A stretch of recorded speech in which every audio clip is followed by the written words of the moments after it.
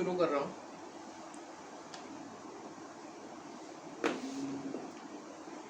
ठीक है, मैंने अभी तक आपको बाबर का स्टेटमेंट बताया और बाबर के बाद आपको हुमायूं का स्टेटमेंट बताया। ठीक है, राजत्व के विषय में। उसके बाद अगला है अकबर का। ठीक है, अकबर का कहना है, उनका मानना है कि बादशाह यानी कि जो सत्ता का प्रमुख होता है वह पद ईश्वर द्वारा एक अनुग्रह के रूप में प्राप्त होता है और यह अनुग्रह सभी को नहीं मिल सकता, उसी को मिल सकता है जिसके अंदर 1000 गुण विद्यमान रहते हैं।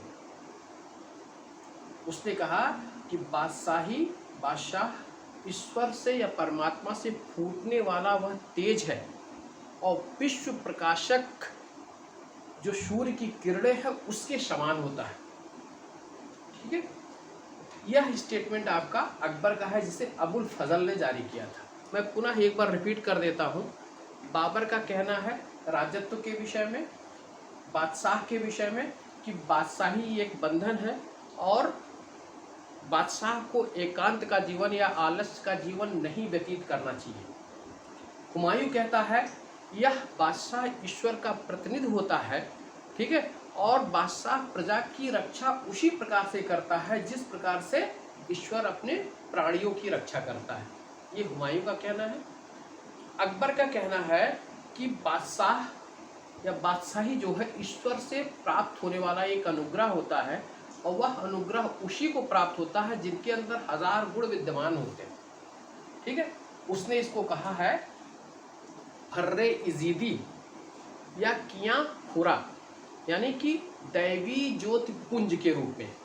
इसने क्या कहा है? फर्रे इजीदी। ठीक है, इसको कहता है दैवीय ज्योति पुंज।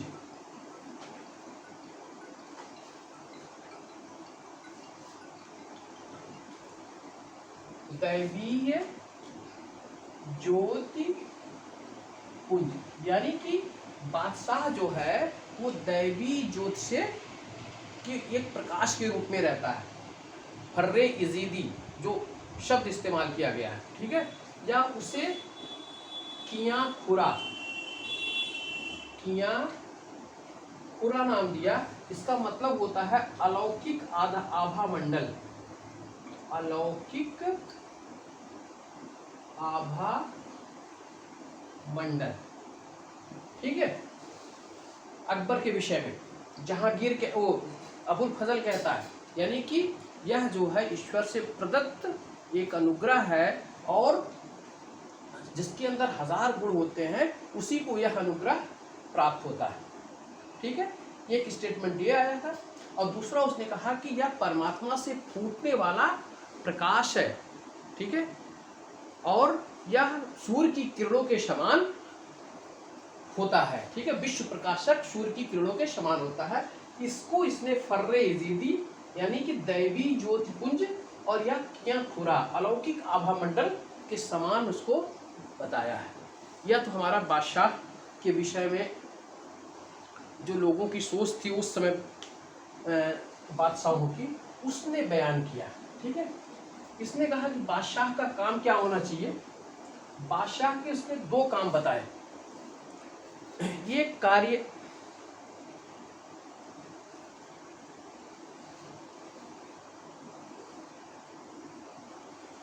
बादशाह का एक कार्य उसने कहा जहां बानी,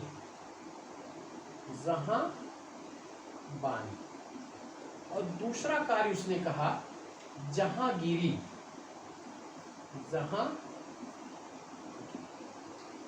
जहांबानी का अर्थ होता है राज्य की सुरक्षा करना, राज्य की सुरक्षा, एक कार्य ये बताया। और दूसरा क्या है? राज्य का विस्तार, राज्य का विस्तार। ये बादशाह के 2 कार्य उसने बताया कि यही होना चाहिए, एक जहांबानी और दूसरा जहांगीरी। अब हम आते हैं इसके प्रशासन के विषय में कि प्रशासन किस प्रकार का था। ठीक है। प्रशासन में देखिए, पहली बात तो यह शक्ति पर आधारित, सैन्य शक्ति पर आधारित एक साम्राज्य था, और जो नियंत्रण और संतुलन की व्यवस्था पर आधारित था। प्रशासन कैसा था? शक्ति पर आधारित, शक्ति पर आधारित।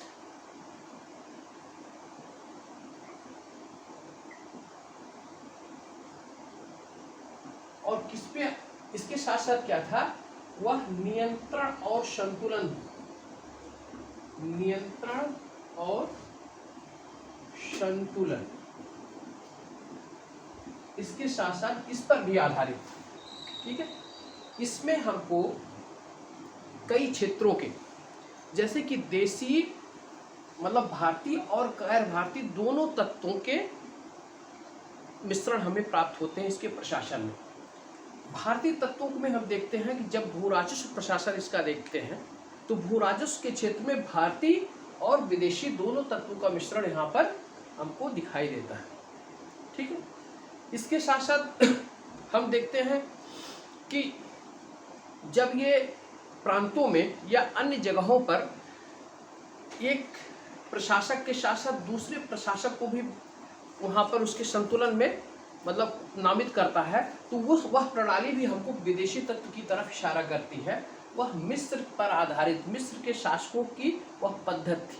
जैसे मैं एक उदाहरण के रूप में आपको बताऊं कि प्रांत में वो दीवान नियुक्त किए जाते थे, प्रांत में दीवान, और उसका जो प्रांत का हेड होता है वो सूबेदार नियुक्त किया जाता था। सूबेदार, दीवान पद जो है वो सूबेदार के अधीन यानी कि नीचे रहता था, लेकिन वह उसके अधीन नहीं रहता था। वह दोनों एक दूसरे पर नजर रखते थे। ठीक है। इस प्रकार से यह नियंत्रण और संतुलन की नीति पर आधारित था, जो मिस्र के शासकों ने इस पद्धति को अपनाया था। ठीक है। पहला मैंने आपको भू राजस्व के क्षेत्र में कहा। भू राजस्व के क्षेत्र में देशी यानी कि भारतीय पद्धति और गैर भारतीय पद्धति। ठीक है। यानी कि भारतीय परिवेश में अरबी फारसी पद्धति पर आधारित उसका प्रशासन था। ठीक है। इसके साथ साथ हम देखते हैं कि मुगल काल में एक व्यवस्था मनसबदारी की व्यवस्था हमको दिखाई देती है। ठीक है। मनसबदारी व्यवस्था अकबर के समय में आती है, और अकबर के समय में यह व्यवस्था मध्य एशिया से ली गई व्यवस्था थी। ठीक है। वह जैसे वहाँ पर इक्तादारी व्यवस्था थी, उसी तरीके से करीब करीब यहाँ पर मनसबदारी व्यवस्था हमको दिखाई देती है। ठीक है। तो हमने देखा कि सैन्य पर आधारित, नियंत्रण और शक्ति संतुलन पर आधारित इसकी व्यवस्था थी। इसमें देशी यानी भारतीय और गैर भारतीय दोनों तत्वों का मिश्रण हमको दिखाई देता है। ठीक है। अब हम आते हैं मुगल कालीन साम्राज्य। अब साम्राज्य कैसा था? पहला आप देखिए कि साम्राज्य, अगर ये पूरा साम्राज्य, ठीक है, इस साम्राज्य का विभाजन कैसे किया गया था? साम्राज्य को प्रांतों में विभक्त किया गया था। प्रांतों को जिलों में विभक्त किया गया था। ठीक। और जिले को परगने में विभक्त किया गया था। ठीक है। और परगने जो है वह ग्राम में विभाजित थे। ठीक।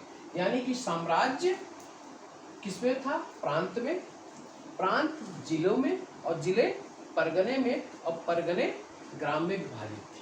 कहीं कहीं एक और इकाई का भी हमें पता चलता है, जैसे शाहजहां के शासनकाल में एक इकाई का और पता चलता है। ठीक है। वह जिले और परगने के बीच में, इसके दोनों के बीच में एक चकला नामक इकाई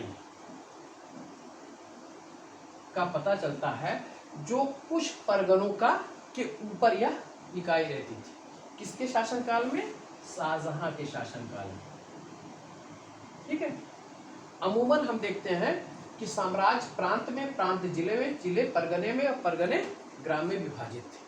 लेकिन हम जब शुरुआत के मुगल शासनकाल के शुरू के बाबर और हुमायूं के शासनकाल को देखते हैं, तो यहाँ प्रांत का उल्लेख हमको नहीं मिल पाता। ठीक है। जैसे 1526 में जब पानीपत के युद्ध के बाद मुगल साम्राज्य की स्थापना हुई, 1526 से लेकर 30 तक बाबर का शासनकाल, 1530 से लेकर 1540 तक हुमायूं का शासनकाल। उसके बाद जब शेर शाह सूरी का भी शासनकाल आता है, यानी कि आप 1500 अकबर के पूर्व तक हम देखते हैं, अकबर के पूर्व तक प्रांतों की व्यवस्था हमको दिखाई नहीं पड़ती। यानी कि साम्राज्य को डायरेक्ट किसमें बांटा गया था? जिले में, और जिले को किसमें? परगने में, परगने को ग्राम में। ये कहाँ तक? बाबर से हुमायूं होते हुए और पूरे अफगान यानी कि शेरशाह सूरी के प्रशासन, उसके उत्तराधिकारी के शासनकाल तक साम्राज्य किसमें विभाजित था? साम्राज्य जिले में, जिले परगने में, परगने ग्राम में विभाजित। ठीक है। लेकिन पहली बार प्रांतीय व्यवस्था का जो पता चलता है वह अकबर के शासनकाल से पता चलता है। अकबर के शासनकाल में 1580 में, ठीक है, साम्राज्य का विभाजन प्रांतों में किया गया था। वहां प्रांतों की संख्या 12 थी, 12 प्रांत। किसके शासनकाल में? अकबर के शासनकाल में। ठीक है। अब थोड़ा सा कन्वर्सेशन कर लीजिए कि अब सही दिशा में चल रहा है कि नहीं।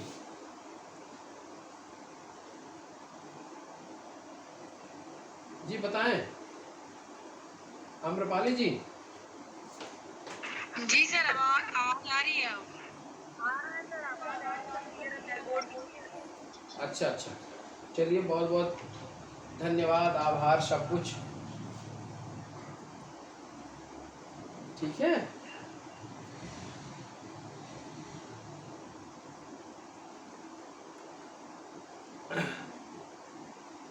अब हमने कहा कि अकबर के शासनकाल में 1580 में पहली बार प्रांतीय व्यवस्था हमको दिखाई देती है। शुरू के बाबर, हुमायूं और शेर शाह सूरी के उत्तराधिकारी तक, यानी कि अकबर से पूर्व तक, अगर इसको डिवाइड कर दें 1526 से लेकर 1555 तक, ठीक है, ठीक, 55 क्या, इसको 56 बोल लीजिए हमको। और यहाँ 56 ना कह के आप इसको 1580 तक कह सकते हैं, 1580 तक। यहाँ पर साम्राज्य किस पे विभक्त था? जिले में, जिला परगने में, और परगने ग्राम में। और उसके बाद प्रांतीय व्यवस्था हमको दिखाई देती है अकबर के शासनकाल में। 1580 में अकबर ने प्रांतों का जो विभाजन किया वो 12 प्रांतों में बांटे गए। ठीक है। अब हम देखते हैं प्रांतों के विषय में जरा देख लें कि अकबर के शासनकाल में शुरुआत में 12 प्रांत थे, लेकिन जब उसने दक्षिण भारत की विजय की, ठीक है, दक्षिण भारत की विजय के बाद उस 12 प्रांत में बरार, अहमदनगर और खानदेश, ये दक्षिण भारत, इसको जीतने के बाद इसके शासनकाल में प्रांतों की संख्या 15 हो जाती है। ठीक है। शासनकाल में प्रांतों की संख्या कितनी हो जाती है? 15 हो जाती है। अब उसके बाद हम देखते हैं कि एक शाहजहां के शासनकाल में, जहांगीर के शासनकाल में भी करीब करीब प्रांतों की संख्या इतनी ही बनी रहती है। ठीक है। शाहजहां के शासनकाल में जब हम आते हैं तो देखते हैं कि शाहजहां ने अच्छा, प्रांत जरा देख लीजिए कि कौन कौन से प्रांत थे, तब आपको समझ में आएगा कि कैसे इसका विभाजन होता है। प्रांत थे आपके दिल्ली, दिल्ली के बाद आगरा, आगरा के बाद अवध, अवध के बाद इलाहाबाद, इलाहाबाद। ठीक है। उसके बाद नीचे हम देखते, इधर देखते हैं लाहौर, मुल्तान, मुल्तान और बंगाल, गुजरात। ठीक है। 1 2 3 4 5 6 7 8। मालवा, मालवा 8 1 9। और उसके बाद आपके जो प्रांत रहते हैं इस समय उत्तर भारत के, अजमेर, अजमेर 10 हो गए। और फिर आपके प्रांतों की संख्या, बिहार 11 हो गए। और उसके बाद एक प्रांत और यहाँ पर है, दिल्ली, आगरा, अवध, इलाहाबाद, लाहौर, मुल्तान। और उसके बाद बंगाल, गुजरात, मालवा, अजमेर, बिहार। ठीक है, ये प्रांत और है यहाँ। अब नीचे फिर देखते हैं, फिर इसके बाद आपका बरार, अहमदनगर और खानदेश ये आ जाती है। हम शाहजहां के शासनकाल को जरा उठा कर देखें। ठीक है, शाहजहां के शासनकाल में मुल्तान, लाहौर से उसने कश्मीर को अलग कर दिया, एक प्रांत ये बनाया। मुल्तान से उसने थट्टा को अलग किया, एक प्रांत ये बनाया। बंगाल से उसने उड़ीसा को अलग किया, ये बनाया। ठीक है, इस प्रकार काल में प्रांतों की संख्या 18। ठीक है, और इस औरंगजेब के शासनकाल में जब आते हैं तो औरंगजेब ने 1586 बीजापुर को और 1587 यह गोलकुंडा को यह विजित कर लिया। ठीक है, यानी कि इसके शासनकाल में प्रांतों की संख्या 20 हो गई। हाँ, एक और, अफगानिस्तान, अफगानिस्तान का सूबा, एक प्रांत ये भी था। ठीक है, इस प्रकार से हम देखते हैं कि दिल्ली, आगरा, अवध, इलाहाबाद, लाहौर, मुल्तान, बंगाल, गुजरात, मालवा, अजमेर, बिहार, अफगानिस्तान, ये टोटल 12 प्रांत थे। ठीक है, और उसके बाद बरार, अहमदनगर, खानदेश मिलाकर 15 हो गए। ठीक, और उसके बाद आप देखिए कि लाहौर से कश्मीर अलग किया शाहजहां ने, मुल्तान से थट्टा अलग किया और बंगाल से उड़ीसा अलग किया, तो 15 3 18 हो गए। और उसके बाद औरंगजेब ने बीजापुर और गोलकुंडा को विजिट किया 1586, 1686 और 1687 में, 1687 में। इस प्रकार से प्रांतों की संख्या 20 हो गई। और कुछ इतिहासकार ऐसे हैं कि जो मराठा को भी, जब मराठा पर इसने अपना आधिपत्य स्थापित किया तो उसको भी एक प्रांत के रूप में गिना। इस प्रकार से प्रांतों की संख्या 21 औरंगजेब के शासनकाल में हो गई। ठीक है, ये क्लियर हुआ। मराठा को भी शामिल कर लीजिए कुछ समय के लिए। तो इस तरीके से जैसे एलपी शर्मा है और हरिश्चंद्र वर्मा है, वो प्रांतों की संख्या तो 20 मानते हैं, लेकिन इसके साथ कुछ अन्य इतिहासकार हैं जो कहते हैं, जैसे दत्ता राय चौधरी, वो कहते हैं कि मराठा भी इस मुगल के सूबे का एक अंग कुछ समय के लिए बना था, इसलिए प्रांतों की संख्या जो है वह कितनी हो गई, 21 हो गई। तो ये हमारे प्रांत थे। अब हम आते हैं, देखिए जो केंद्रीय प्रशासन था, ठीक है, जहां का बादशाह प्रमुख होता था, वह अपनी सत्ता को किस प्रकार से संचालित करता था। जरा देखिए कि साम्राज्य प्रमुख कौन था, बादशाह,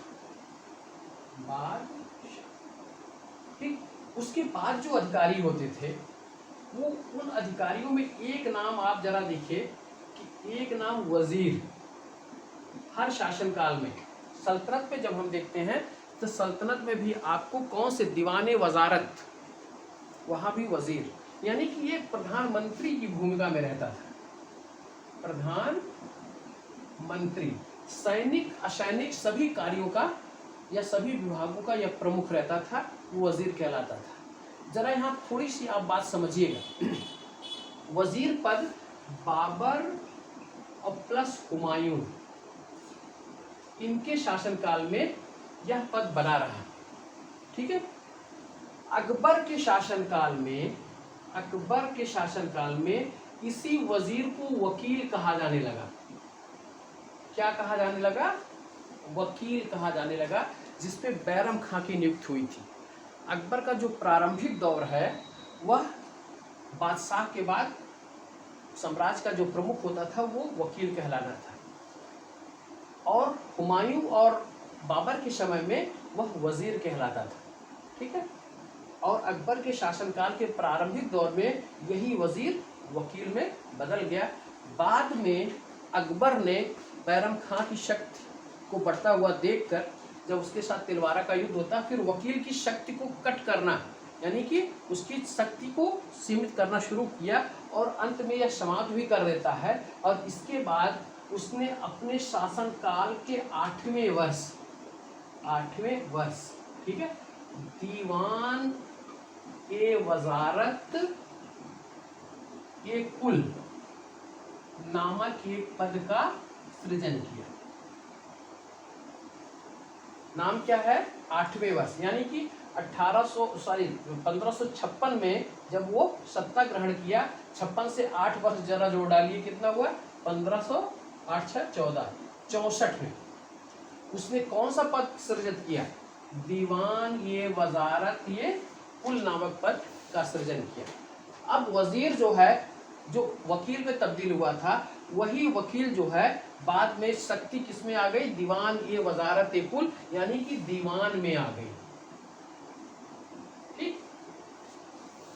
अब देखिए, सल्तनत काल में 4 प्रमुख पद थे जो मंत्री कहलाते थे, केंद्रीय मंत्री कहलाते थे। वो 4 प्रमुख पद में क्या हुआ? आपको शुरू में आप जरा देखिए कि एक पद आपका वकील, ठीक, दूसरा पद आपका मीर बख्शी, दीवान, ठीक, दीवान के बाद आपका मीर बख्शी, और मीर बख्शी के बाद जो है आपका शद्र उश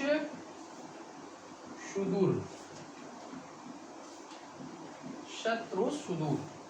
यह 4 पद होते थे जो केंद्रीय मंत्री के रूप में कार्य करते थे। यही वकील देखिए प्रारंभिक रूप में था, बाद में दीवान में कन्वर्ट हो जाता है, लेकिन शुरू में ये रहता है, बाद में धीरे धीरे शक्तियां इसकी छिड़ होती है, दीवान के रूप में आता है। ठीक है। अब देखिए, अगर देखा जाए तो मीर बख्शी का पद, दीवान का पद, शत्रु सुदूर का पद, यही आपके केंद्रीय पद थे, केंद्रीय मंत्री के रूप। लेकिन एक पद अकबर के शासनकाल के अंतिम दौर में एक पद क्या हुआ? मीर शामा का, मीर ये शामा, ठीक है, इसका पद का सृजन हुआ। ठीक है। यह पद ये, अब यहाँ वकील धीरे धीरे नेपथ्य में चला जाता है, वकील जो है इसकी वो समाप्त हो जाती है, तो दीवान के बाद मीर बख्शी के बाद शद्र सुदूर, और उसके बाद मीर शामा होता है। ये 4 मुख्यतः केंद्रीय पद होते थे, मंत्री पद कहलाते थे। अब हम इसमें देख लें कि दीवान पद क्या होता था। दीवान किसका अधिकारी होता है? वह भू राजस्व व वित्तीय संबंधी वह प्रमुख केंद्रीय मंत्री होता था। दीवान किससे संबंध था? वित्त और राजस्व से, वित्त एवं राजस्व से संबंधित पद होता था। यह अपने विभाग के साथ साथ सभी विभागों पर इसका नियंत्रण होता था। ठीक है। और इसकी सहायता के लिए कई और पद सृजित किए गए थे, जिसमें एक दीवान खालसा नामक पद होता था, मुस्तौफी नामक पद होता था, मुशरिफ नामक पद होता था। ये पद इसके साथ साथ सृजित किए थे इसकी सहायता के लिए। लेकिन आप जरा सोच लीजिए, क्योंकि किसी भी साम्राज्य का प्रमुख 2 होता है, एक सैन्य से संबंधित, ठीक है, और दूसरा वित्त से संबंधित। अगर ये दोनों पद आपके सुदृढ़ हैं तो साम्राज्य वो आगे बढ़ेगा, गति करेगा और उसकी दृढ़ता बरकरार रहेगी। तो वित्त का पद और राजस्व का पद दीवान के अंतर्गत या सभी और विभागों का भी प्रमुख होता था। दूसरा पद आपका था मीर बख्शी, मीर बख्शी, ठीक है। जब हम सल्तनत में देखते हैं तो दीवाने अर्ज नामक एक विभाग वहां आता था। वहां वित्त और राजस्व से संबंधित पद कौन सा था, विभाग कौन सा था, दीवाने वजारत। और सैन्य विभाग से संबंधित पद कौन था, दीवाने अर्ज, ठीक है। अब यहाँ हो गया मीर बख्शी। मीर बख्शी क्या करता था, सैनिकों की भर्ती करता था, ठीक है। उसके साथ साथ सैनिकों के लिए यातायात, रसद, शस्त्र आदि की सारी व्यवस्थाएं करता था, ठीक है।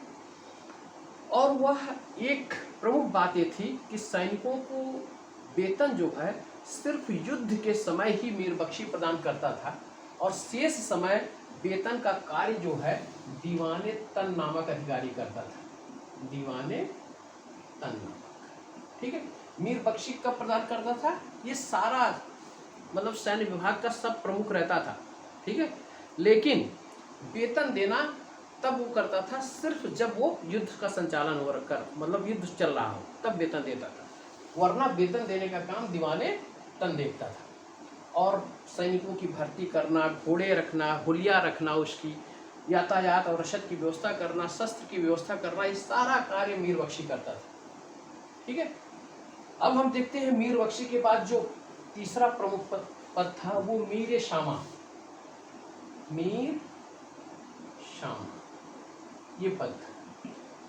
यह बादशाह के व्यक्तिगत यानी कि घरेलू मामले की देखरेख करता था, ठीक है। उसके राजमहल की, उसकी आवश्यकताओं की पूर्ति करता था, उसके खान पान से लेकर सारी व्यवस्था बादशाह की वो कौन देखता था, मीर शामा, ठीक है।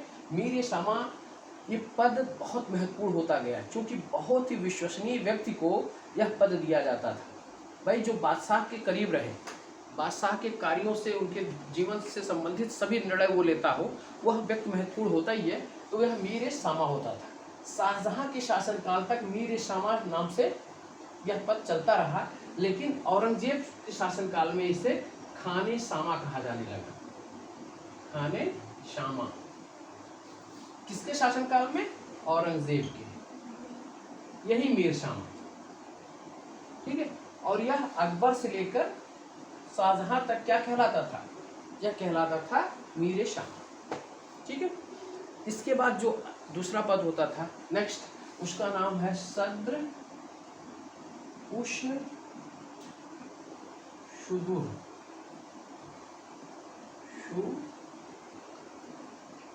यह बादशाह के धार्मिक मामलों का प्रमुख मंत्री होता था।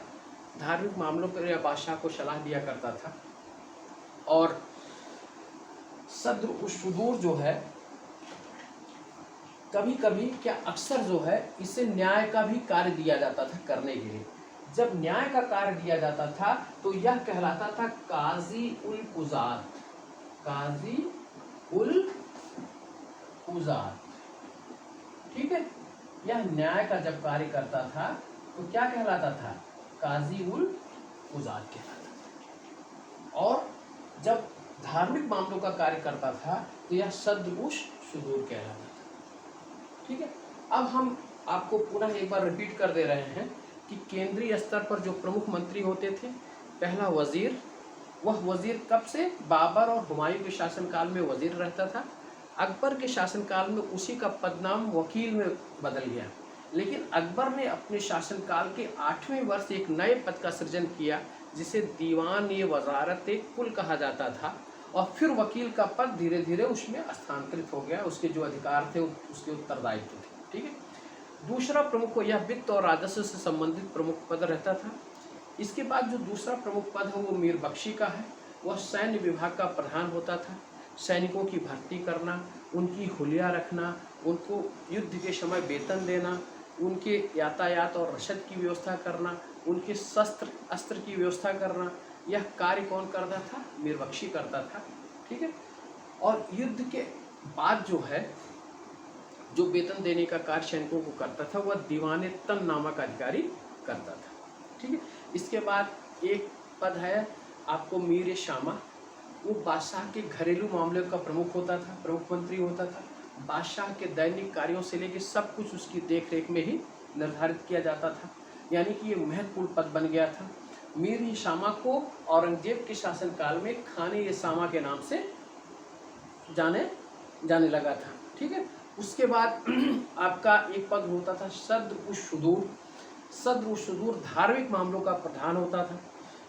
लेकिन जब यही धार्मिक के अलावा उसको न्याय विभाग भी दे दिया जाता था, वो करीब करीब एक ही व्यक्ति को दिया जाता था, तो जब न्याय का कार्य करता था तो उसे काजी उल कुजात कहा जाता था। ये प्रमुख आपके 4 मंत्री थे। अब इस मंत्री के अलावा अन्य प्रमुख अधिकारी भी थे, उसकी जरा एक सूची आप देख लीजिए।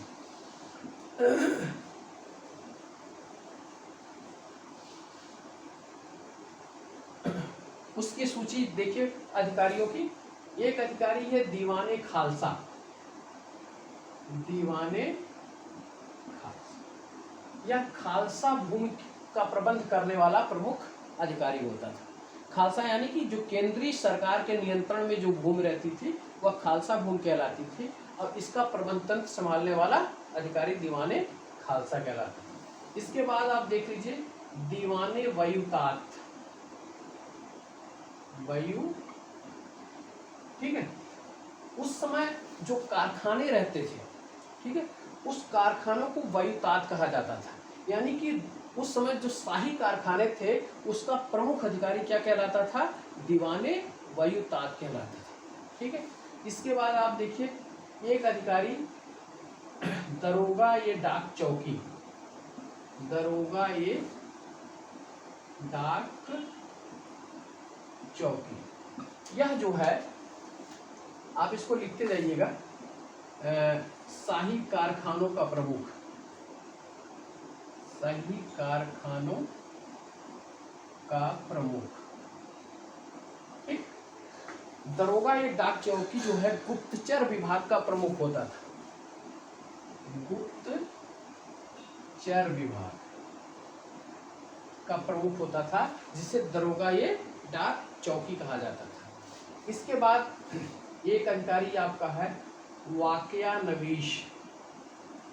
वाकया नवीश, यह जो है समाचार लेखक होता था। समाचार, ठीक है। इसके बाद एक अधिकारी आपका होता था खुफिया नवीश। खुफिया नवीश, यह जो है गुप्त बातों को बादशाह तक पहुंचाने वाला प्रमुख अधिकारी था। यानी कि गुप्त बातों को बादशाह तक पहुंचाने वाला, आप लिख लीजिएगा बादशाह तक पहुंचाने वाला। ठीक है, इसके साथ साथ एक अधिकारी है मीर ए बहर। मीर ए बहर, यह नौसेना का प्रमुख होता था। नौसेना का प्रमुख। ठीक है, इसके बाद एक अधिकारी का नाम है मीर ए तोजक। तोजक, या धार्मिक उत्सवों या धार्मिक अनुष्ठानों का प्रमुख। धार्मिक उत्सवों का प्रमुख क्या कहलाता था? मीर ए तोजक कहलाता था। एक बार पुनः मैं रिपीट कर दे रहा हूँ। दीवाने खालसा, खालसा भूमि का प्रमुख अधिकारी। दीवाने वयुतात, शाही कारखानों का प्रमुख। दरोगा ये डाक चौकी, गुप्तचर विभाग का प्रमुख। वाकया नवीश, समाचार लेखक के रूप में होते थे। और खुफिया नवीश, गुप्तचर बातों को बादशाह तक पहुंचाने वाला। मीर ए बहर, नौसेना का प्रमुख होता था। मीर ए तोजक, धार्मिक उत्सवों का या धार्मिक अनुष्ठानों का प्रमुख होता था। ठीक है, जैसे धार्मिक उत्सव कोई बादशाह की तरफ से या राज्य की तरफ से संचालित किए जाते थे, उसे मीर ए तोजक उसको देखता था। ठीक है, इसके बाद कुछ और अधिकारियों को देख लीजिए। मीर ए बर्र। मीर ए बर्र, यह वन विभाग का प्रमुख था। वन विभाग का प्रमुख। ठीक है, इसके साथ आप देख लीजिए मीर ए आतिश, यह जो है तो खाना का प्रमुख होता था, तो खाना का प्रमुख। ठीक, इसके साथ औरंगजेब के शासनकाल में एक और मुहतसिब इस अधिकारी की नियुक्त हुई थी। वह इस्लामी आचार विचार के अनुसार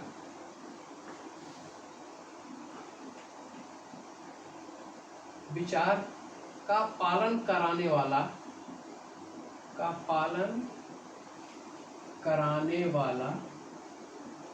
अधिकारी,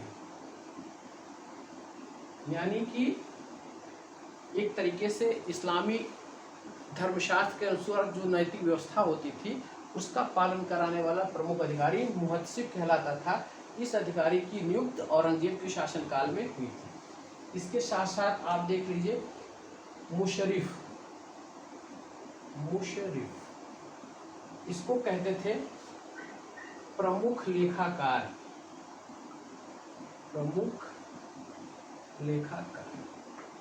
फिर एक अधिकारी है मुस्तौफी,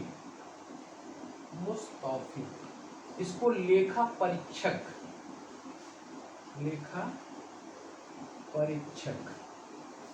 एक अधिकारी आपका है मुशद्दी, यह बंदरगाहों का प्रमुख,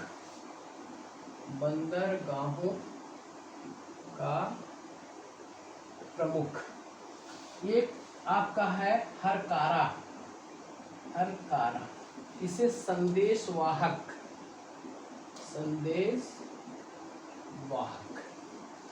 यानी कि अधिकारियों के जो तंत्र के विषय में हम वजीर से शुरू किए थे, वजीर के बाद वकील, वकील के बाद दीवान, दीवान के बाद हम देखते हैं मीर बख्शी, मीर बख्शी के बाद मीर शामा, मीर शामा के बाद सद्र उस शुदूर और उसके बाद काजी उल कुजाद। फिर आपका देखिए मीर बहर, मीर तोजक, मीर आतिश, दरोगा ये डाक चौकी, मुशर्रिफ, ठीक है, मुस्तौफी, वाक़या नवीश, खुफिया नवीश, हरकारा, मुशद्दी। ठीक है, तमाम अधिकारियों की चर्चा हमने आपको की जो केंद्रीय स्तर पर कार्य कर रहे थे। ठीक है, अब हम आपको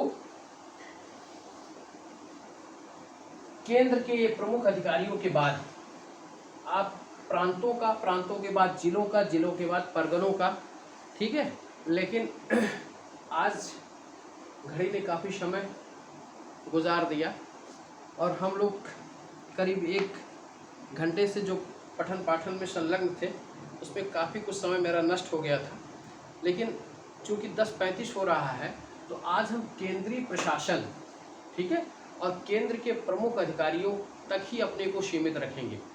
ठीक है, प्रांतीय प्रशासन, जिले का प्रशासन, परगने का प्रशासन और गांव का प्रशासन हम इसको नेक्स्ट डे आपको बताते हैं किस प्रकार होगा, वरना मैं सोचा था कि आज प्रशासन के विषय में प्रमुख चीज़ें हम समाप्त कर देंगे।